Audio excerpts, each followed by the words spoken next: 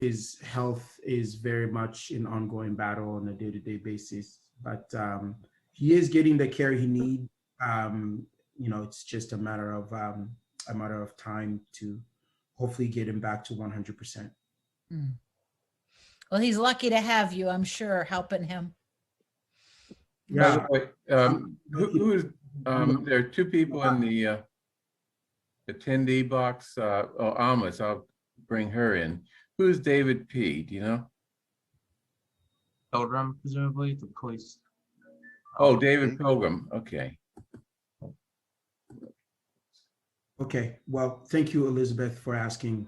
Take care, Jonathan. Good to see you. Take care, Jonathan. See you later, John. So, Ron, I brought your wife into the meeting. Yeah, great. So.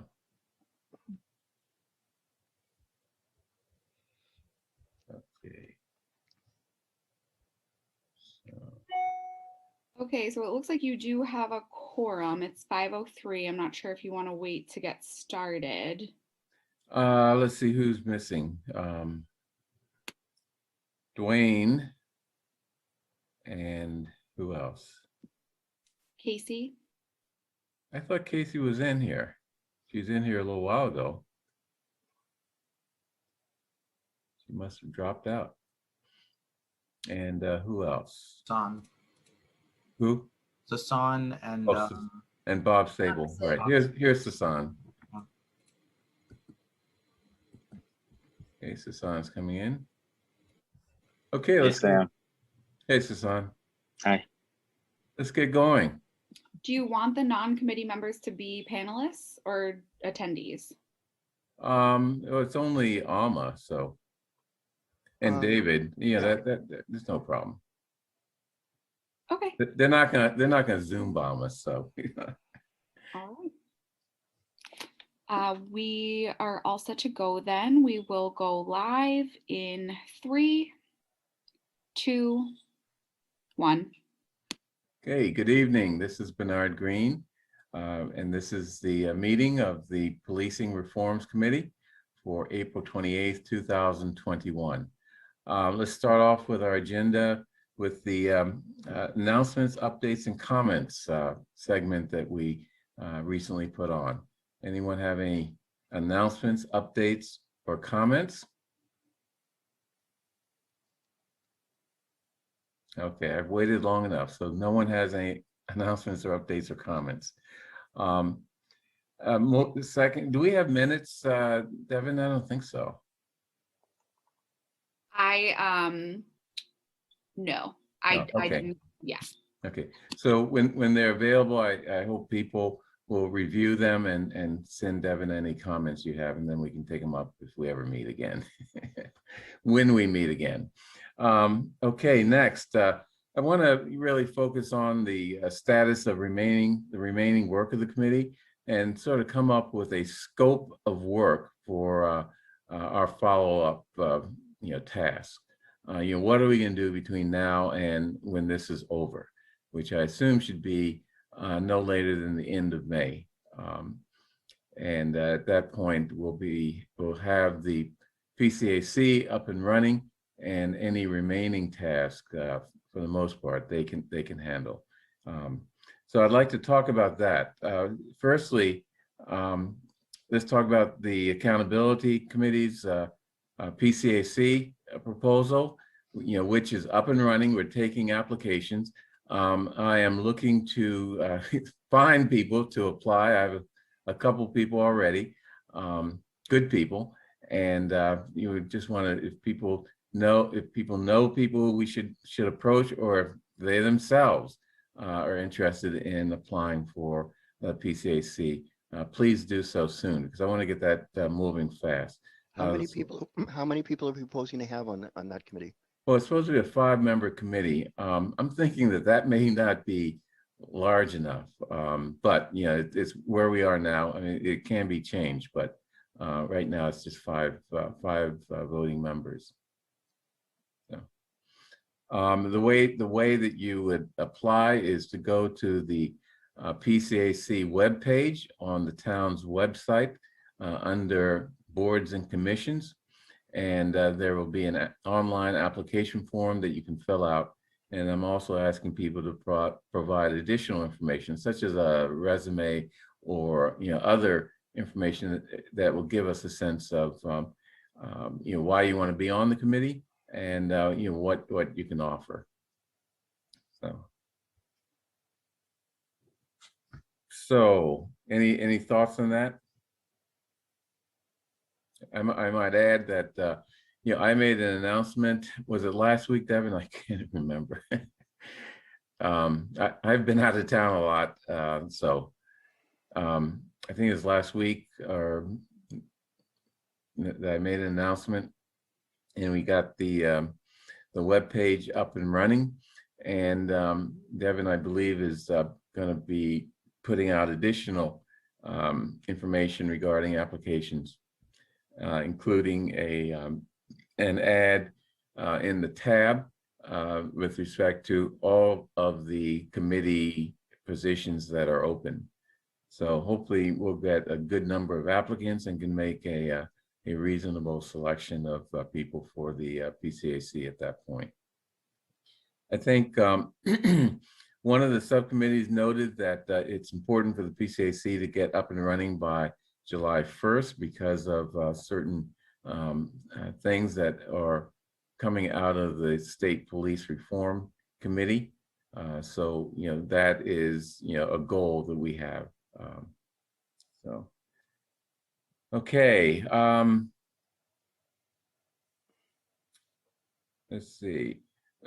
I'd like to also talk about, what it is that we're going to give to the PCAC once it gets up and going, up and running.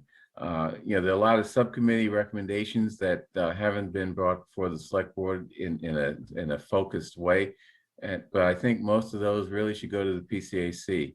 I know the Civil Rights, Militarization, and Mass Events Subcommittee had a ton of recommendations, all very, very good and very important, that really should be taken up by the PCAC, and they can then organize them and present them to the select board for adoption, or directly to the police department for adoption in some cases.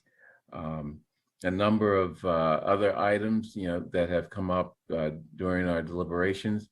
Marty mentioned his proposal for or it was his or maybe Michael's proposal that the policies and procedures include something on conduct unbecoming, the type of conduct that would fall under that category that could be cause for discipline or something. And there may be other things that we need to sort of delegate to the PCAC. And so the question is, how do we do that? People need to put those things together, and someone needs to organize it for the PCAC when it's up and running. Anyone have any ideas as to how to do that? I mean, the easiest way would be to just create a Google Doc, and people just make their contributions that way. I'm wondering, Bernard, if we need to do some sort of a transition between the subcommittee chairs and the PCAC to help almost like do a download of information. I just wonder if that might be a way to help that transition to help the PCAC get up and running. I don't know exactly what that would look like, but some piece of a transition there. Yeah, I think the first step in the transition is to sort of compile all the things we want them to do, in addition to what's in the charge. So that's why I suggested a Google Docs document to just bring stuff together, and then we can work with it. So I mean, does that make sense to other people? Yes or no? Makes sense to me. Okay, that's good enough. Makes sense to Ron. So that's what we'll do. Who will do it? Who wants to do the Google Docs? Okay, I'm going to volunteer Paul Yee. Paul, are you here? Yeah, there you are. because your subcommittee has a ton of recommendations that still need to be processed. So could you set up a Google Docs and connect everyone to it, so they can start adding to this, and we can use that sort of as a basis for developing that transitional document for the PCAC. So what the Civil Rights Committee did was we had a whole list of those recommendations. Right. So we don't have to attach an explanation to each of those recommendations, right? It would just be a listing. Yeah, just and a then, listing. Yeah. Okay. And you know, as we sort of work on this document, you know, we may want to attach, you know, some explanation, but you know, let's just start off with a list. I just want to get this moving. So, Sure. okay, good. Bernard, I have Yes. a question. That's Marty, right? Okay. Yeah. I at one point went through the manual and which I only have in a PDF form. I don't have it as a Word document, the 600-page manual.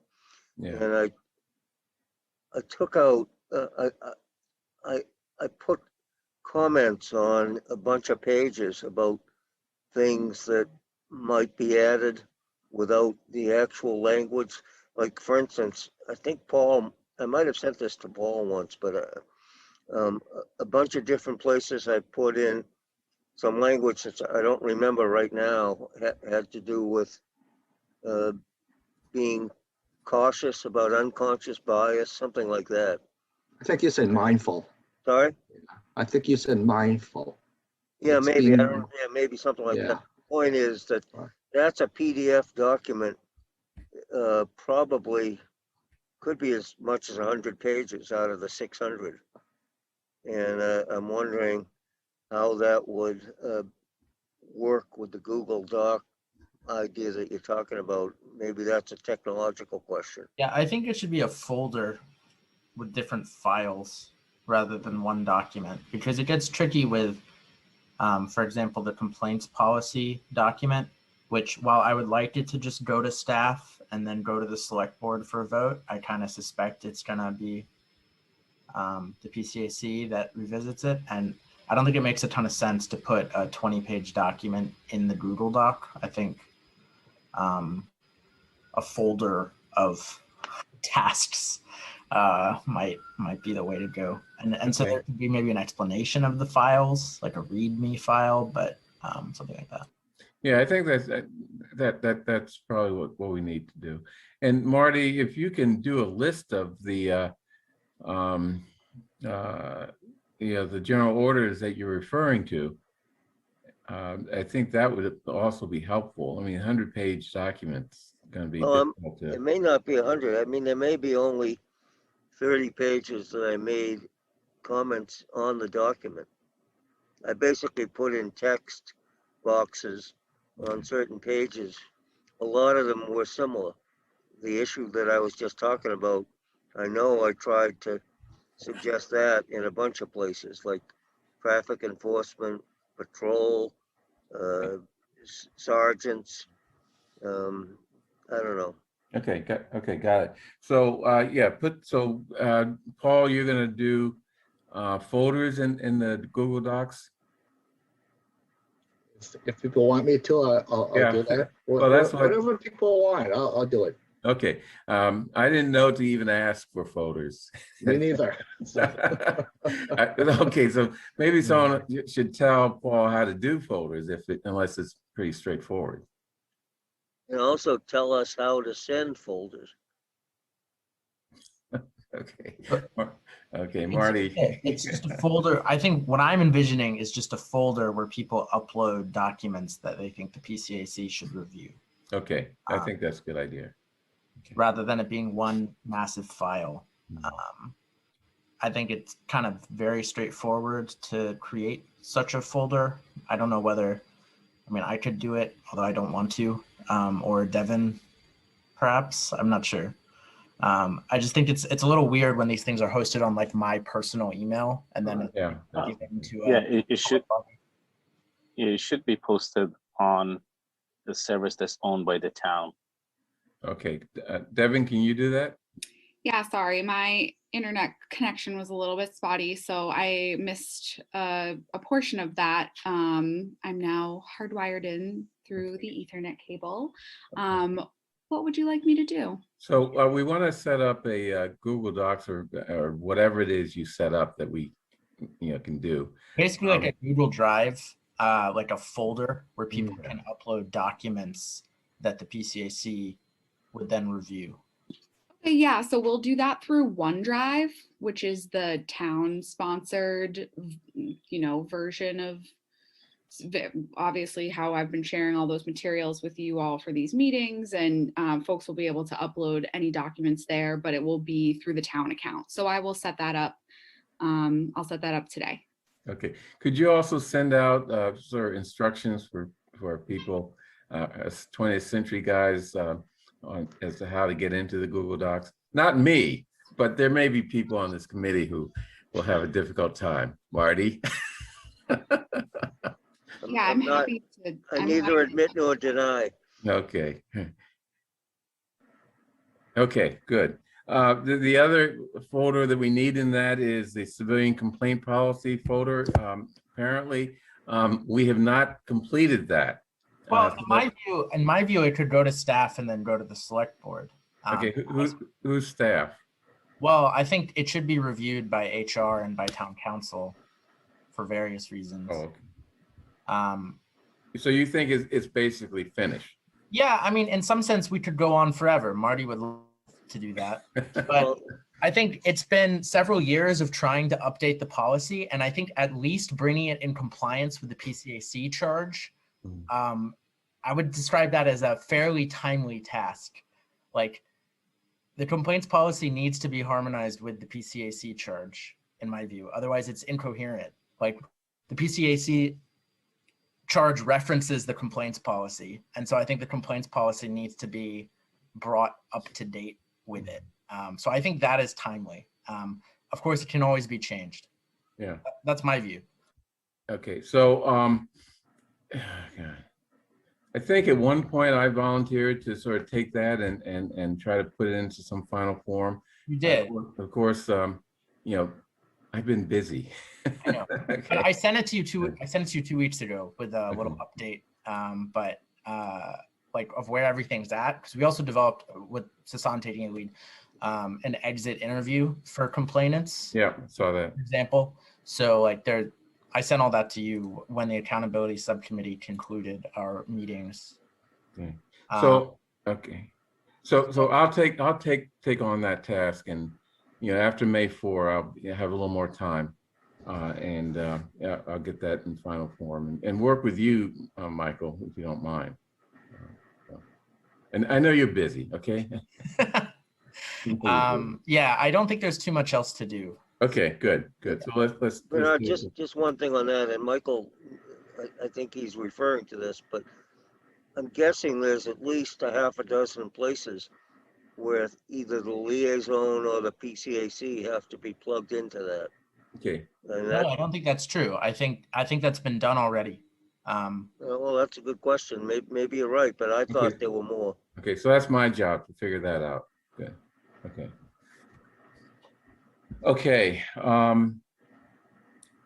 Civil rights, militarization, and mass events. Okay, we already talked about preparing your recommendations, Paul, for the PCAC.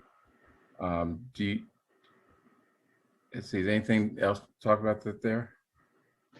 No, when we made the recommendations, that's how we phrased everything. Okay. And there's a whole list at the end of the report. Remember, we had to summarize all the recommendations. Right. So that's what we did, and that's what I was going to do, was just transpose that to Google Docs and then look at the other reports and transpose those too. Yeah. So we don't have any loose ends to tie up, if that's what you mean. Yeah. Bernard, this gives me another idea relative to all this. Once it's all done, and once the PCAC gets formed, I at least, and maybe others, would like to be invited to an early meeting when they discuss that list, in case there are questions about the stuff that we're sending them. Yeah, no, I think that that's sort of goes without saying. I mean, that's definitely something that should be done.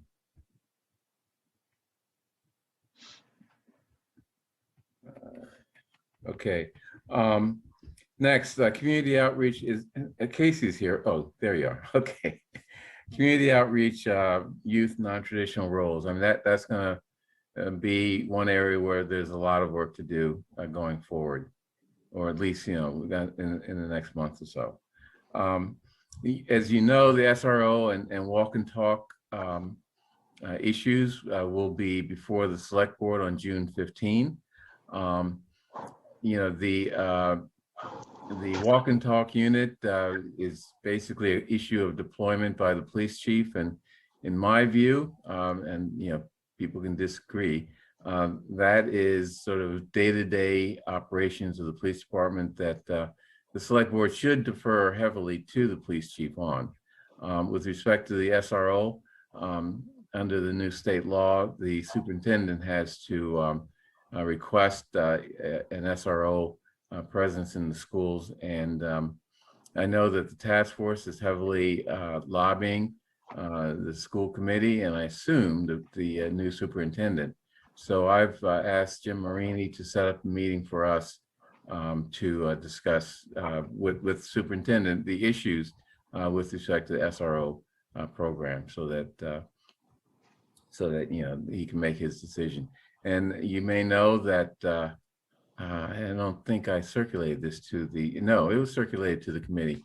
My email to the school committee and the commissioners of the Brookline Housing Authority, asking them to, you know, provide us with the information that we indicated in our earlier meeting.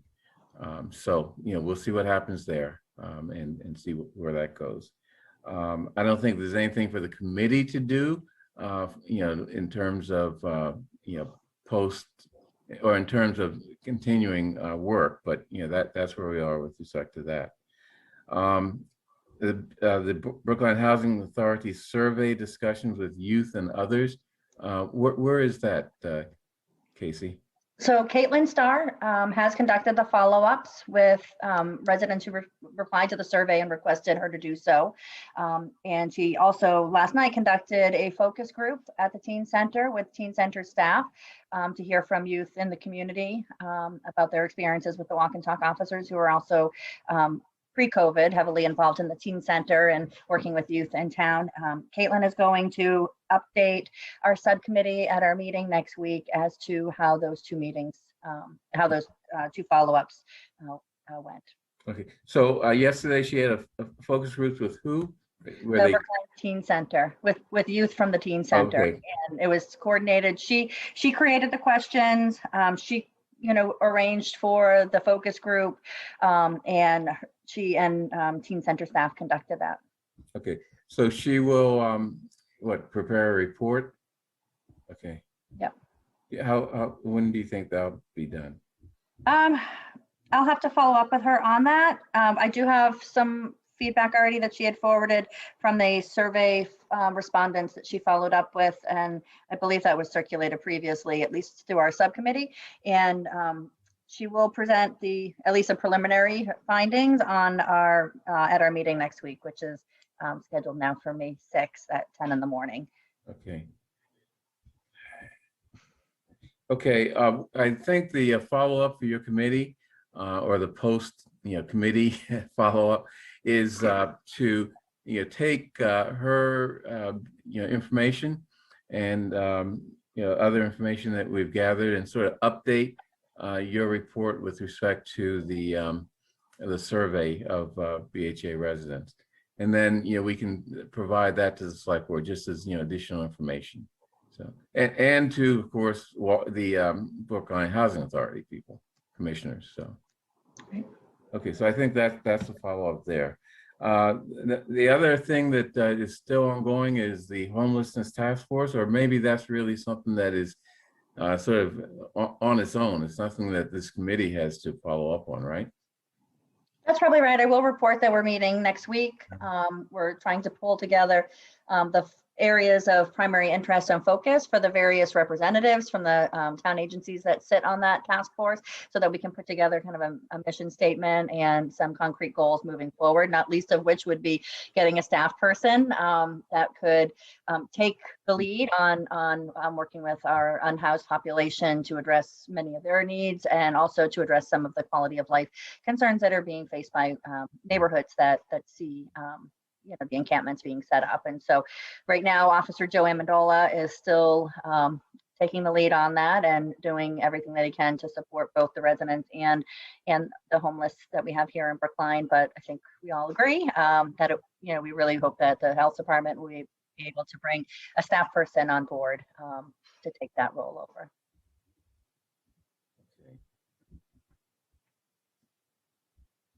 Okay, good. So I don't think there's anything in terms of follow-up by this committee that's required there, but it would be just good to give a report that can be sent to the select board. Maybe I'm trying to think. Maybe write up that we need to follow up on getting a staff person at the Health and Human Services Department, and that should go to Mel. And we'll figure out how to do it. Right, Mel? Okay, maybe he's not there. Okay, great. Mental health and substance abuse, this working group on crisis and post-crisis services. Elizabeth, how do you see that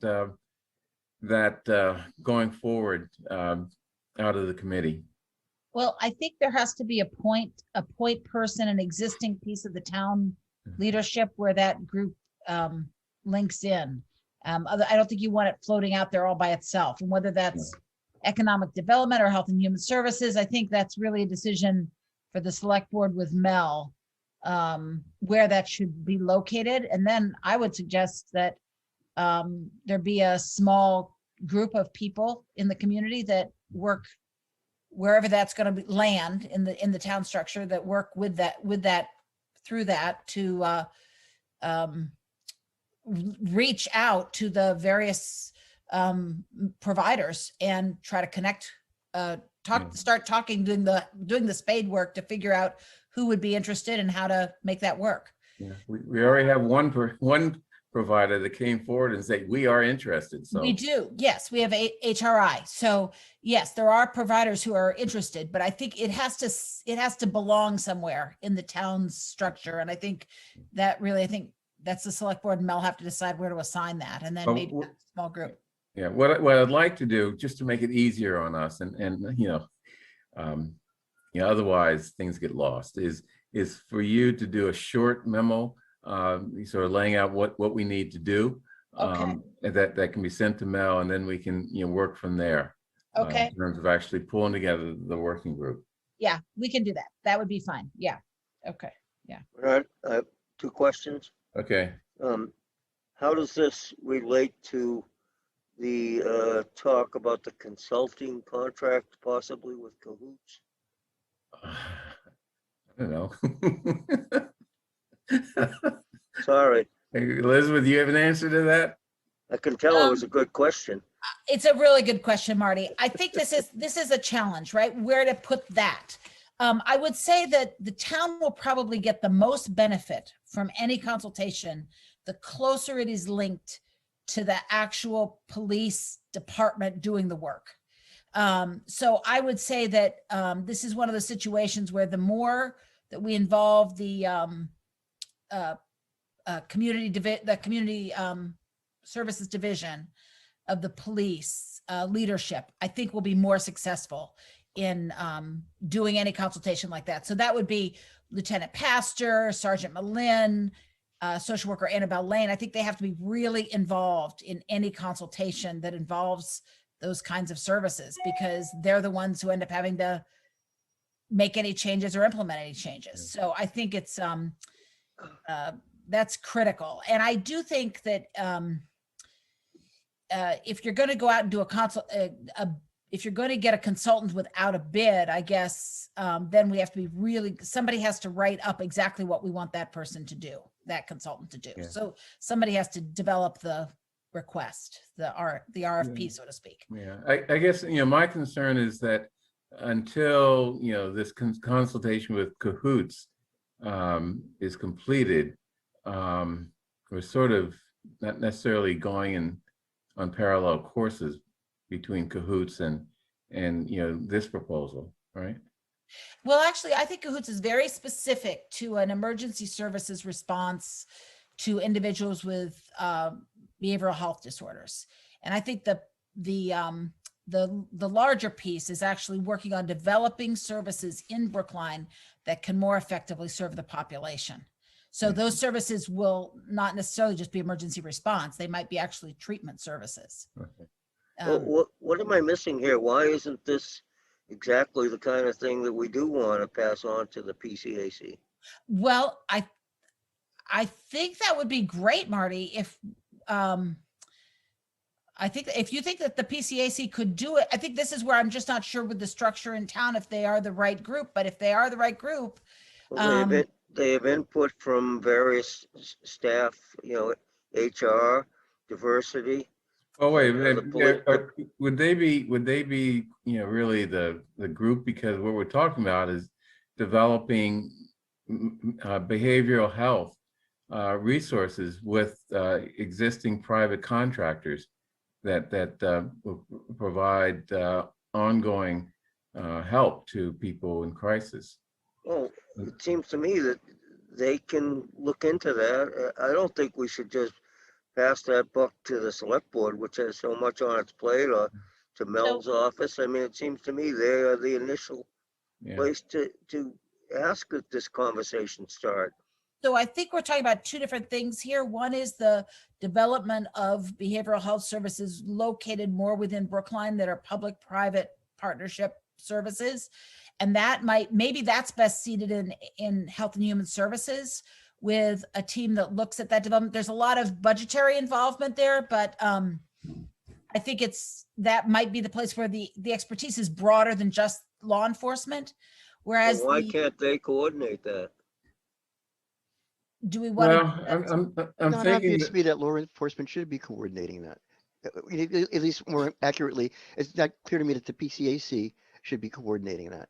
Yeah, I mean, I'm not sure that that they're going to have the type of skill set that we're looking for here. I mean, surely they should, be aware of it and right. How it fits in to their work, but or how it fits into taking some of the burden off the police department in these areas. But the skill set needed is basically people like Elizabeth, right? Who knows, what these places do and which ones are. Well, why can't they just talk with Elizabeth? I mean, the only one that really has the best skill set for this is Mel Kleckner, and I don't want to room it over to him. I mean, I think we have to seed it somewhere within the government is the issue. Yeah. That's where we have to seed it. But then I think we do have a lot of expertise in Brookline that will help do this. I think that can help do this if they are willing. And I think we will need budgetary help too. So, I mean, that probably speaks to an advisory committee person assigned to it. It's going to need a little more of, it has to have the imprimatur has to come from the select board and the town administrator, or we'll never get anywhere. Yeah. Michael's trying to say something. I'm hoping. I'm sorry, Michael. No. I just raised my hand. So I mean, it seems to me that Elizabeth's right that this will not be successful if it falls solely on the PCAC. That seems right to me. I do think, though, it would be a shame to not figure out how to integrate this with the consulting from Cahoots or a Cahoots-like organization. If I'm not mistaken, right, Cahoots is sort of linked with a particular clinic, right? Whitehall? Right. It is. Whitebird. Clinic. Whitebird. Okay. So, I mean, I don't know if that's a useful, I mean, it's different communities. I think we'll have to likely adapt what they're doing, but I think it doesn't make sense to have two parallel tracks. I think somehow we have to figure out how to integrate them. That's my editorial comment. You could do the sequence of creating the group, seating it within the government structure, that's looking at behavioral health issues in Brookline. And then that group could do the request for a consultation with Cahoots or another group. That would be probably the cleanest way to do it, as you say, Michael, so that it's not out there by itself, because Cahoots is something very specific within the behavioral health service system rather than the complete spectrum we're talking about. There's a spectrum of service that goes from crisis beds, but you're right, they do the Whitebird Clinic, so that wouldn't be completely off the mark. So we don't have a Whitebird Clinic here, so That's what we don't have. that's how the two The groups linchpin piece, right? that's how the two groups would sort of fit Yeah. together. Right. So maybe the proposal you put together for Mel is, put together a working group that would include the consultation with Cahoots, but also the other stuff. It could, yeah. I think the people, and I'm thinking we probably need the Brookline Center to have somebody who participates. We probably need somebody from the advisory committee. I mean, that would all be part of the memo proposal, I think. Okay. Create this. And you'd also need to have, I guess, Ann Weaver, whoever on the task force was, pushing Cahoots. So. Well, yeah, I think whoever decides to be the appointing authority can appoint those of us they want and not appoint those of us they don't want. Okay. And I was just going to put it on chat, but I think you just said it, Bernard, anyway, that it would be nice to have somebody from the subcommittee and the task force also be part of this. And I think, Elizabeth, everything that you're saying is making sense. So, which is why I didn't interrupt you to say anything different, because there are these two different tracks. Yeah, we don't have a Whitebird Clinic, but we need something kind of like that in Brookline, which we don't have. But then we have this Cahoots consultation, which would basically help us to figure out, like, how do we do a Cahoots type model where we're not always running to the police to do these mental health calls. And so it's like two different things. So I'm agreeing with everything you guys just said. Okay. So Elizabeth, you have a good grasp on what you can put together. Yeah, I think if the task is to put together a memo to Mel around a proposal to do this, I think that we can do. All right, create a working group that would include someone from the task force and the other experts that you mentioned. Experts you mentioned. I just want to go on record that I think it's absurd to not have that working group under the jurisdiction of the PCAC. I mean, we're creating a new group to talk about police policies and changes, and to form something separate now on an ad hoc basis for this one thing seems absurd to me. The PCAC has set up a working I disagree with you, group, Marty, because and they it's not could put just about anyone police. on it. They could put anyone on a working group. Marty, I wasn't thinking this was developing police policies, actually.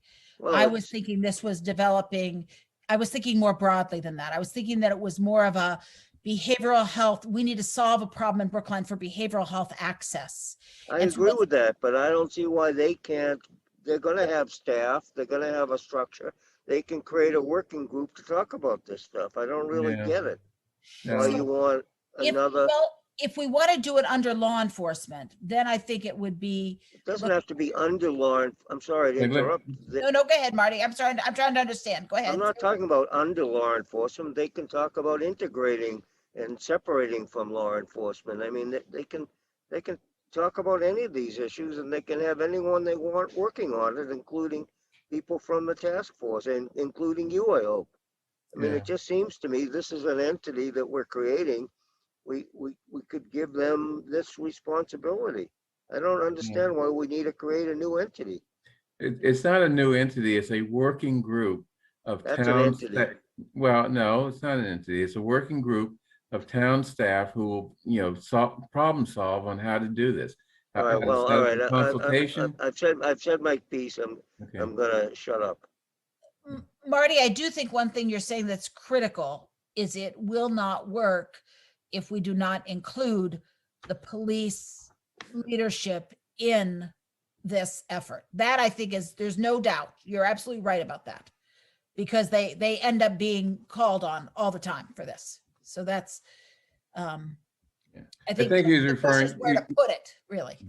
I think he was saying we need to get the PCAC involved. I mean, I understand. Yes, I understand, Okay. but I think the police have to be involved in it. We Well, can't they're involved in the around them. PCAC. Right. And the chief is a non-voting member, right? Right. But, this is really a behavioral health issue here. And we really need to get the health department focused. I understand that. Okay. Ron, you were about to say something and we interrupted No, you. I was just only going to disagree with Marty. I don't think the focus of it should be the PCAC. Okay. I like what Elizabeth has been saying. Michael, you were about to say something? Yeah, well, I agree with Ron and Elizabeth, but also this is a throwaway comment, but it's just something I thought of a few weeks ago, and now I want to share it. So one thing that came up at some point in some conversation was that we have relatively few, compared to Cahoots, like Eugene and the other community in Oregon, relatively few crisis calls per day, and that presents a complexity because if we're going to have a full-time staff like 24/7, but there's not a whole lot of calls, that should be an issue. But there's also one thing that came out of the survey of the police officers is that there's so many other calls that they're getting that are not obviously police matters, that for example, one neighbor complains that another neighbor did not shovel their snow adequately, that the police end up responding to.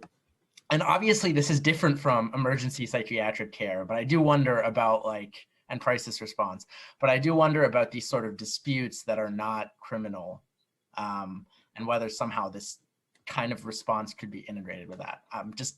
It's a half-baked thought, but I just wonder, since it came up that there may not be a large enough volume of crisis calls to warrant a 24/7 service, whether that somehow could be a part of it, is these other sort of non-criminal disputes that snow removal, leaf blowers, whatever. Yeah. I think that's the type of thing that really does belong with the PCAC, because that relates to, looking at our policies and procedures and maybe adjusting some of the general orders. No, that does. I think that does relate to the PCAC. I'm just saying we're talking about a non-police response to calls for services in some cases, which I think is great. And I'm just thinking about what classes of calls might fall into the category of non-police response. That's all. Yeah. Okay. Okay. Any further discussion on that? You have your marching orders, Elizabeth? I got it. I'm going to draft a memo to Mel. I got it. Okay. With a proposal. Okay, good. Let's see. Okay, we also talked about consultation with Cahoots. Your memo has got to sort of figure out how these two things blend together. So, okay. So anything else with community outreach, youth, and non-traditional roles, Casey? No? Okay. Nope, I think we covered it. Okay. Personnel, structure, and mission. You again, Elizabeth. Okay. Police survey. You want to update people on that? Yeah.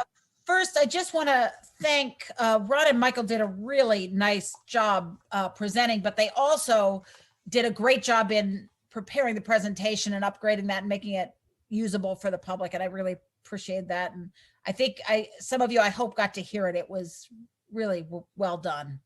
I don't know if anybody wants to say anything about that, but you guys were terrific. So. And, I think it may have shocked some board members because, some of the, you talked about it a little bit, but, if they read the open-ended comments, they were very raw, right? Very explicit, and, we just need to deal with them. Yeah, I'm glad you mentioned that, because I was urging everyone to read the open-ended responses, and I kind of had forgotten that there's also a lot of stuff that's raw emotions that are influenced by local politics. So and thanks to Elizabeth for keeping us on track and kind of keeping the ship going. My pleasure.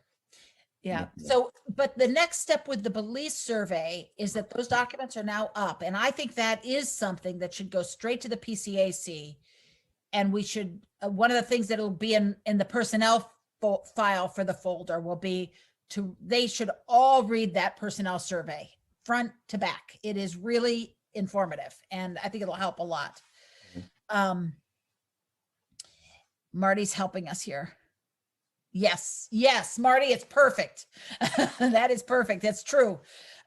Okay, so Marty put something in his chat. Okay, I have to learn how to monitor the chat. Yeah. Yep. So that piece should go there. I think the other thing in the personnel subcommittee, which we are already working on, is the leadership stability. And that is really critical. Elizabeth, can we go back to the survey, because you have a bunch of recommendations, some of which should be undertaken by the PCAC, but others, I guess the question is, what do we do with them? Well, I was just going to say some of those recommendations really get to the retention issue, which also came up in the personnel subcommittee as a separate issue, and some of those specific recommendations go to HR. That's a critical place. And Anne has been terrific and part of the work. So I think nothing there is going to surprise her. Yeah. So I guess my question is, and maybe this is a dumb question, but do we need to send these recommendations to the select board to send out? Or is this just something that we give to Anne, for example, to review and act on? I think that's. And maybe I'm asking Anne to pipe up or join in. Yeah, the select board and Mel and Anne, that's your decision how you want to do that. Yeah, I mean, I'd like. I mean, it's not that. I mean, the select board has all this stuff, but I think it'd just be easier to somehow get it directly to Anne, for action, as opposed to going to the select board, having a vote, discussing it, blah blah blah. So. Some of it's administrative tasks that I don't know if they require votes. I don't know, Mel, I guess, I mean, we don't want to do anything that nobody thinks we should do, but some of it's pretty straightforward. Well, I have to say, I'm a non-voting member of both the committees and the task force, and, hear a lot of concern expressed about, the differences in the process. And so, staff doesn't want to be caught in that, frankly. And, I think we have to take direction from the select board. And so I know some things appear administrative to some and others, and, but you have to understand that, there's two committees going on at the same time, making recommendations. And I just want you guys to be aware of that. Okay. So that could be, if that's the case, then these recommendations for the comparisons of cities and towns, neighboring cities and towns around pay, that could go, depending on where you want, it could go to the PCAC, it could go to the select board directly, wherever you think it should go. I mean, the recommendation was originally that the select board will direct.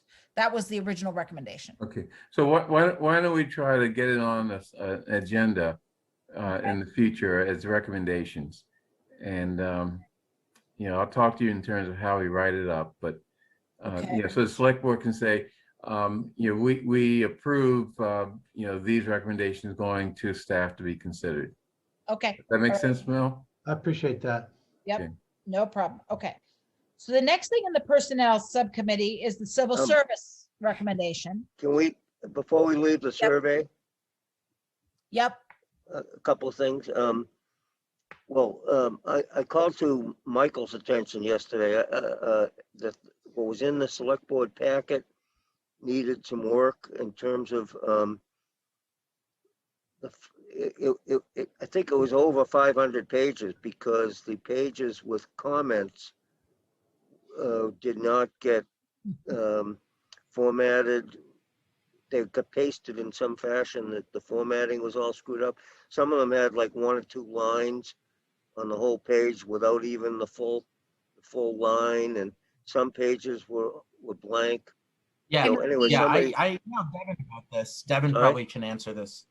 Yeah, so when I uploaded the original report to our agenda management software OnBase, I got an error message saying that the file was corrupt. And in order to, you know, make it suitable for our format, they were going to change it. So when I exported the packet for the first time, it was 1,200 pages. And that was because of the, you know, excess pages that they added into that document to try and protect our software. So then I went through and I tried to edit it and tried to strip whatever the formatting issues were, but that was not successful. So what I did was I put the documents standalone online so that they could be seen in their individual formats. And I also shared them with the select board that way. I'm going to send it over to IT and see if there's anything they can do, but Ron did send me a new version last night, which maybe is stripped of some weird formatting issues, but that was an error message that just continued to persist with the document. okay, well, let me move on to, I think as long as somebody's gonna look at that, that's all I'm concerned about for purposes of public consumption and have a document that people can look at. Getting back to the thrust of this, I was very impressed by the presentation, and I tried to encourage town meeting members to watch last night, and I commend, you know, especially Ron and Michael for what they put together. These are very complicated issues: the salary issues, the educational issues, the retention issues, and you know, I feel like a broken record, but I also feel this has to be high on the agenda for the PCAC, and I'm hopeful that they can come up with some recommendations for not this budget, obviously, which is going to be voted in June, but for next year's budget, that be the target. And I do again believe they should be the principal focus of the early discussions on this, including working with Ann on competing salary issues for it's a very complicated set of issues: base salary versus details versus educational incentives, etc. So anyway, again, I feel like a broken. I don't disagree with that, Marty. I think that might be the best place for it to go. I think that might be the best place. So I guess the question is, do we, and we still should go to the select board, you know, to send it to the PCAC, I guess. Right. Okay. Yeah. I think it's got to be a recommendation from the select board to somebody. Yeah, I think the specific item that ought to go to the select board is the stuff about staff time. Like if we want the HR department, which is in the report, if we want human resources to study the issue of compensation in Brookline relative to peer communities and whether that's an issue for us in terms of recruitment and retention, like I think that's a concrete recommendation of the select board. But otherwise, I think the whole survey and report and stuff should go in this share, whatever it's called, share drive, SharePoint that Devin's producing that will be passed along to the PCAC. Yeah. Yeah. Yeah, I agree. Okay, so anything else on the retention? So the next one is civil service. And I mean, likewise, that could go to the PCAC. It involves town council. It'll have to involve the chief. It'll have to involve HR. I thought the select board, maybe I'm wrong, I thought the select board sort of directed or encouraged Mel to go forward with that. They did. That was one of their key votes, and So we're done with that. We don't have to do anything more than that. I fully intend to wonderful vigorously pursue that. Good. Okay, so there's nothing more for this. Nothing for a further recommendation on this. Right. Okay, wonderful. Check. Anything else? And the leadership, you're already on it. You're already making progress on that. Okay. May I ask a question about that? Whether there's any updates on Chief Morgan's status, whether there been anything that we can be told about discussions about him taking on the chief position for 2 years or whatever it is? Nope, Is there anything publicly disclosable? nothing like that. Nope. But I guess related to this is the chief. Related to this is that the chief did ask the select board to approve filling and backfilling some positions. Apparently 2 deputies are resigning, one for health reasons, another, I guess he's just old. So that opens up 2 positions for lieutenants, and that opens up 2 positions for sergeants, and that opens up 2 positions for officers. So, that was part of your recommendation, Elizabeth, right? To fill and backfill, open positions. So. Yes, to open those positions for backfill. Yes. Right. So. Bernard, did that include Mike Gropeman's position, or is that something separate? I don't know. Yes, But okay, he's one of the ones that retired. yes. Okay. Thank I knew you. he was retiring. I didn't. Yeah. Okay. Anything else there? No, that sounds great. Yeah. I just said that so that you know that one of your recommendations, at least in part, was acted on. That's good. And whether it's because of your report or not, take credit for it. Oh, okay, great. Thanks. Okay, and I guess that's it. We went through all the items on the agenda, and I think we have a good list of the scope of continuing work of the committee. At last Friday's meeting of the task force, a number of people were very irate about the fact that we haven't ended our work yet, and they demanded, one person demanded that we have a end date imposed on us. But we're going to finish when we're finished, and I think what we discussed today is a good way of just sort of seeing where the end is going to rise. I just want to say one thing about that, which is that I heard that at the task force, and I was then I was thinking about it Monday when the survey came up, and I said to myself, boy, am I glad we didn't end back in February. I mean, that survey kind of came up late in our discussions, and I think it was a very important addendum to what we published in February. Yeah, So, absolutely. Yeah. And I would just add to that our follow-up work with our BHA residents who filled out the survey, as well as the the ongoing discussions that we're having with youth and talking about how to engage and hear more from people of color in the community and people at BHA. It was surprising to me to hear so much vitriol about us doing that work, because we received so much criticism from the task force for not having had the responses that they heard from the voices that they thought were most important. And so we're kind of heeding to those suggestions and that criticism. We recognized it as well by conducting these this ongoing discussion. And I think it's important that we hear from people more so than we follow a timeline. I think before we make decisions on programs that are going to affect not just the police department, but the recipients who rely on them widely, I think it's really important to make sure we hear from as many people as possible. Yeah, good. Okay, so anything else that we need to talk about? No? Anne, are you about to say something? No. Oh, okay. The red border came up on your picture. I did just want to. So I'm respecting the driving rules and just listening to all the work you're giving me. Oh, okay. Sorry. This is Devin. I did just want to check in. I know my connection was spotty at the beginning, but did we talk about is this group going to resume meeting every other week? Are subcommittees doing work and then we'll check in at a later date? Or I did just want a little bit of clarity on that so I can plan for posting, getting your minutes all set and the rest of that. Yeah, that was my last thing too. What do people think?